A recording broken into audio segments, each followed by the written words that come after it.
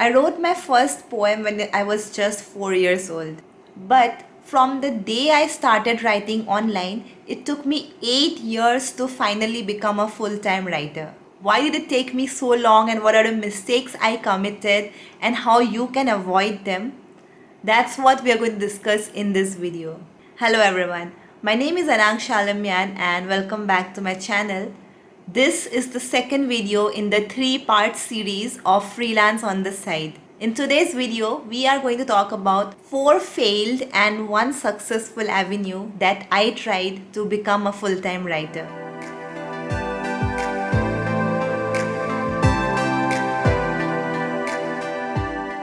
Before we get started, here's a reminder that if you want to be a writer, the journey doesn't have to be super hard.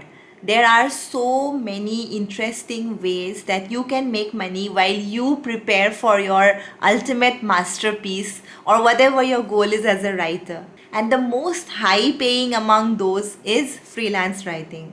But the issue is that it's not always easy to know where to get started or how to find high paying freelance clients. And in this video, I'm going to share my journey of how I did that. So if you have a pen and paper, make sure to keep it ready, for you might need to make some notes during this video. The first avenue that I tried to become a full-time writer was writing for freelance clients. In 2013 and 14, when I was doing my undergrad, I found a few magazines and websites that paid me a 25 paisa per word flat rate for every article that I wrote. I had to submit 2 articles of 500 word each every day, and I would earn about $4 a day. And to top it off, the topics that I had to write these 500 word articles on were about baby food and wedding gowns. These are 2 topics that I have absolutely zero interest in. So you can imagine how frustrating it was for me to sit for hours in front of a computer screen trying to think of what to write and only make $4 in one day. After about a few months, I got so frustrated with this writing gig that I started hating the process of writing. That's when I made a promise to myself that no matter what I do or no matter how desperate I am to earn money, I am never going to start freelance writing again. I know that sounds weird because the series is called Freelance on the Side, but we are going to talk about how my mindset changed and what secret I learned that made freelancing enjoyable for me again. We are going to talk about that, but for now, let's talk about the second strategy that I tried. I tried publishing books. I know that's the ultimate goal for every writer, and I myself was super excited when I thought of publishing my first book. The idea first came to me when I was doing my masters at IIT Guwahati, and I put together around 100 poems to publish my first book, Stolen Reflections. The book went on to sell about 500 copies, but the biggest accomplishment that I can boast of is that it earned the tag of #1 bestseller in poetry on Amazon. And on International Women's Day 2021, Stolen Reflections was recommended by Priyanka Chopra as one of the must-read books by women authors. The second book that I published came out in 2019. It's called What Did Tashi Do? By this time, I had learned a few marketing tricks and I managed to sell about 10,000 copies of this book and get more than 150 reviews on Amazon. These books have been an incredible boost to my journey and my credibility as a writer. Whenever I tell people that I am a published writer, that I have 2 amazing books, they never fail to get surprised at how incredible an achievement this is. But the issue with writing books is that it takes time to write a complete book. For example, my second book, What Did Tashi Do, has about 200 pages, but it took me about 1 year to write. And even when I sold 10,000 copies and got a traditional publishing deal, even after that, I barely made enough money to cover 6 months of expenses. So you can understand that the return on investment or the ROI of book publishing is not very high, especially if you are a beginner writer like me. I loved the process of writing the books, but deep down I knew that I deserved to be paid for my efforts as well. And that's when I decided that I needed to try something else, that this can't be my end goal, at least not at this point in my career. The third avenue that I tried was to write for platforms. There are so many platforms and online publications on the internet that pay you based on the views that you get for your article, or they pay you if your article gets accepted for publication. Some of the websites that pay per views are Medium, Vocal Media, and Newsbreak. Now, I have made videos about these platforms before, but the biggest issue writing for platforms like these is that you can never know how much money you will earn at the end of every month. Since these platforms are run by algorithms, you can't predict which article of yours will become insanely viral and which article will fail. Sometimes it might happen that your best written stories fail and you have no control over the process because you can't say which story will earn how much. Writing for platforms gave me a lot of stress because every day I had to refresh my stats to see if I was getting any money for the articles, and this was just too stressful to continue. As for the platforms that have a fixed payment per article submission, those platforms are very interesting bets for writers.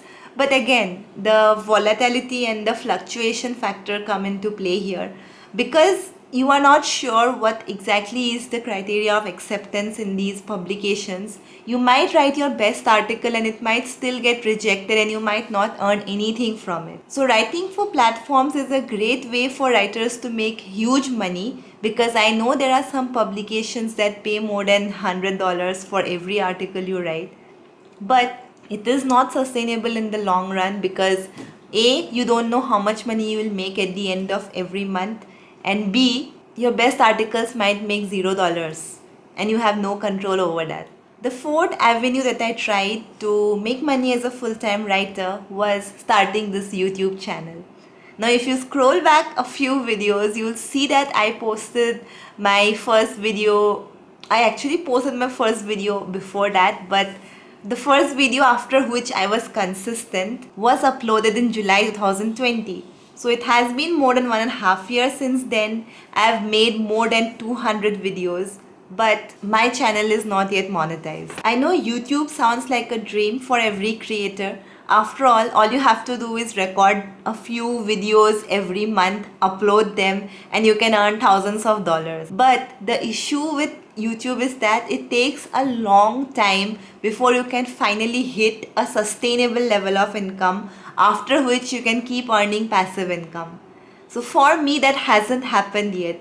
It's going to be 2 years soon, but I am still a long way away from the day when I can just say that all I need to do is record 4 videos a month and I will be rich. YouTube has been an amazing effort for me to build my personal brand and establish my authority, but I haven't been able to turn it into a sustainable income source yet. Now, let's come to the final avenue which I tried and which finally succeeded after so many failures for 8 years. And the final magic strategy that worked for me and helped me become a full-time writer is writing for freelance clients. I know this sounds ironical because right at the beginning of this video I said that I would probably never write for freelance clients again, but that was back in 2013 and 14. At that time, I didn't know the right strategies I needed to use to build a strong portfolio, and I didn't know how and where to find good clients who will pay me more money for the articles. And that's why I had to settle for earning $2 per article and I got frustrated. But now I am at a different place in my life. Over these 8 years, I have mastered the art of pitching and the art of sending the right message to the right person. It has taken me a long time to do that, but now that I have finally figured out the clue, I am a freelance writer who writes for about 4 hours or maximum 5 hours each day, and I can earn in multiple 4-figure US dollar income every month. This is not a dream, this is not a hypothetical situation. This is something that has happened with me. Since 2014, I have tried my best to establish myself as a full-time writer, but I have never succeeded. The only avenue that has worked for me so far in all my career is freelance writing. And this has given me the opportunity to have a career where I can earn a lot of money, live the kind of life I always wanted, and also have a lot of time to pursue all the things that make me happy. After all, if you told me that by being a writer I could earn like six figures INR every month and only work for 4 or 5 hours a day, I would have never believed you. But now that I know this is a reality, I know this can be possible, and I also know other people can do it as well. But the critical question here is how? How do you find amazing freelance clients and where do you pitch to them? And once you find clients, what exactly do you write in a pitch that makes it impossible for them to say no to you? We are going to cover all of that in the next video of this series. So stay tuned and make sure you watch it because it's going to be packed with lots and lots and lots of value. So that brings us to the end of this video. I thank you so much for watching until here. If you found this valuable or inspiring, don't forget to share this with all your writer friends. If you yourself have had a different journey with which you tried to become a full-time writer, I would love to know what avenues and strategies that you tried.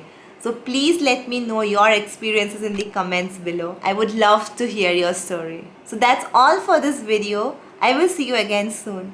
Until then, stay awesome and keep writing. Cheers!